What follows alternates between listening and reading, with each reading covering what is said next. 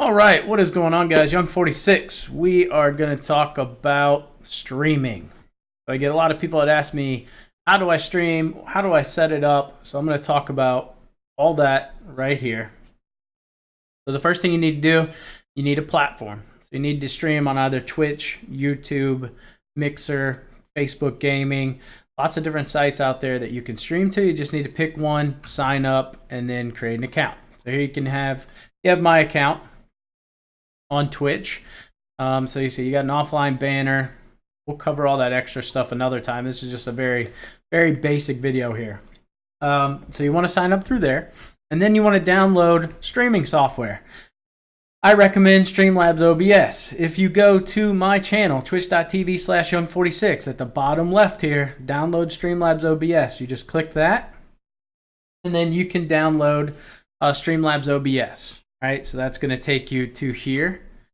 All right, and then from here you can do all kinds of different things. You can do different scenes. Obviously, you can see I have a lot of different scenes that I use through the course of my stream. You can just do a very basic one. Right, so you can add a scene, boom, and then it'll pop up. And then for sources, you want to click the little plus button, and then you want to do. You can either do window capture. Now, window capture is where it'll capture your entire window. That's what I use. If you just want to do a browser, then you can do a browser source. Now, people won't be able to see your desktop. If you are a one-screen player and you don't want people to see your spreadsheets and tools and cheat stuff, whatever it is, you can use browser source. That way, that's the only thing they can see. And as you can see, there's some other things you can add on here: viewer count, follower goals, alert box, which you should have on there, right? So you can add it through there. That way when someone follows your stream, subs, donates, whatever it is, you'll have that. And there's some other little things like bit goals and a little bit jar. Lots of other little things that you can do there as well. So that's where you're going to go to add all your sources. And pretty easy. From there, you're good. You just need to add a new scene, which it'll start one. You add the browser or the window capture. And then you make sure your audio is good, right? So you can go into your settings, you can go into properties, make sure that you have the right setup. For me, I'm streaming with a Yeti microphone, so this is what I want my sound going out of. So when I'm talking directly into the Yeti. Obviously, you do need a microphone if you're going to use voice chat. So very, very simple to set up. Make sure you have your desktop audio on. Make sure your aux audio is set. Really, those are the only two you need to play with. The other stuff, really not what I would consider to be essential to streaming. So again, make sure you sign up through Twitch or YouTube or Mixer or Facebook. Once you get those, you're good. And then download. I recommend Streamlabs OBS. There's lots of different ones out there. There's XSplitter. There's just regular OBS. But I've found this to be a really good version of OBS, and it doesn't use a lot of resources on my computer. So it's very friendly when it comes to maybe computers that are a bit older. I would recommend this. Now, we've got that part. Let's talk about the actual streaming aspect. So you want to make sure that your page, especially if you're on Twitch, fill this part in right here. People want to know, okay, how do I donate to your channel? Or do you have any external links like YouTube? A little bit about me. This is my PC setup. A lot of times when people want to know kind of what setup I'm using, they can just look right here. Obviously, you want to put a schedule. Biggest part to streaming, if you're looking to get viewers and that's your issue right now is viewers, then you need to have a consistent streaming schedule. I struggle with that. That's probably the number one thing for me.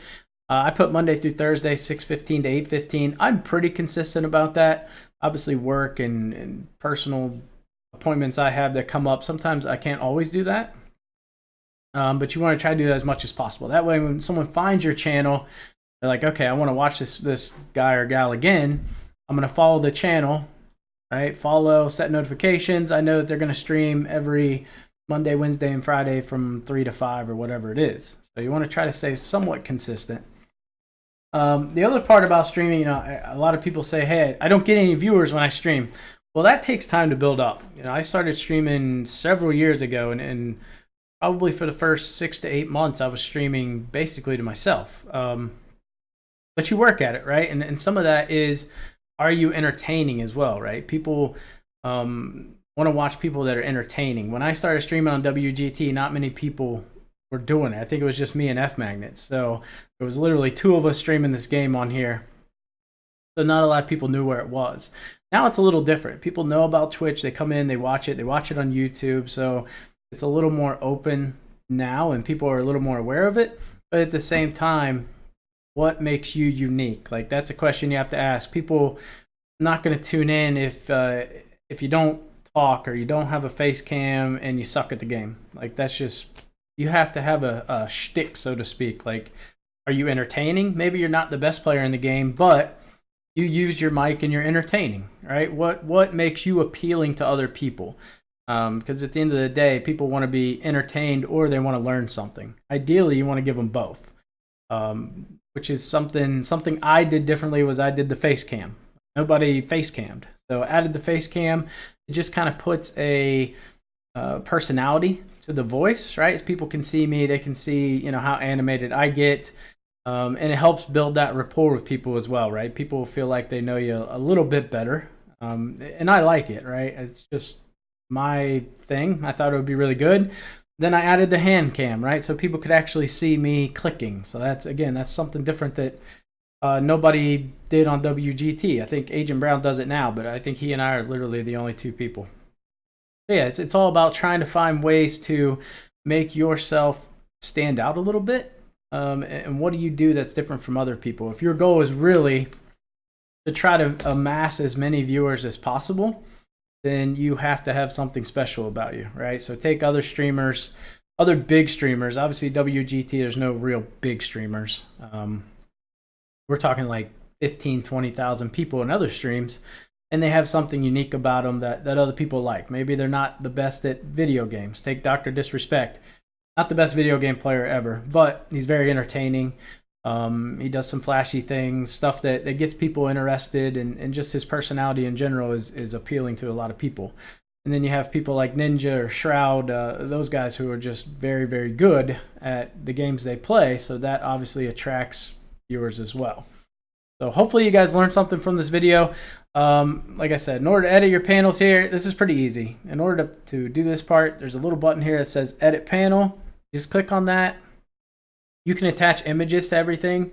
Mine were kind of custom created for the stream, but there's a lot of stock that you can find out there for free where you don't have to spend any money whatsoever. So you can do this part for absolute free, but it's important. A lot of people don't do that. And then, people want to know, why don't I get viewers? Well, you stream inconsistently. You don't use a mic. You're just literally playing a game. So people are just staring at a blank screen with no sound. So sometimes that can be a little bit boring. And you don't have all your stuff set up. So make sure you're letting people know that you're streaming as well. Use social media. Use Twitter, Facebook, whatever you have. If you're on Discord in a country club, let them know that you're streaming.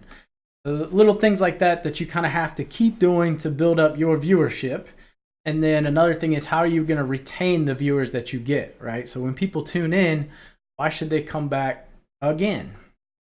A lot of times, you do giveaways, you do things like that. People love getting giveaways. So if you're in a position where you can do giveaways, that's great. That obviously helps out. But at the end of the day, I think it's just more your content and your personality. You have to make sure that what you're doing, obviously you got to be true to yourself. But you want to make sure that it's appealing to other people. So if you guys have any questions on how to set up Streamlabs OBS, or you're having difficulty setting up a Twitch account or YouTube, let me know, and I will try to do another video where we can go a little more in depth. I can talk a little bit about how to set up the offline panels and things of that nature, so that way all your people are able to know to come to your channel. Or not, I don't know. Let me know. It's the first time I've done this video, but I've actually gotten a lot of requests here recently from people who have been wanting to stream. They just don't know how to stream. So at the end of the day, it's extremely simple. So again, if you want to download Streamlabs OBS, twitch.tv/young46, scroll down to the bottom, and you just click on this button right here. We can open it up here. All you got to do is download Streamlabs OBS. It's a very simple setup. You just open it, walk through the processes. Again, it's going to bring you to here. You're going to add your source. So you hit the little plus button here, and then call it whatever you want. and then add your source, which again, if you want to capture your whole window, you're going to do window capture. If you just want to capture your browser, you need to have it open when you click this. And then add an alert box, and then preferably a chat box so people can see what's going on in your chat. So pretty simple. Hopefully you guys learned something. If not, my apologies. But I'll see you guys next video.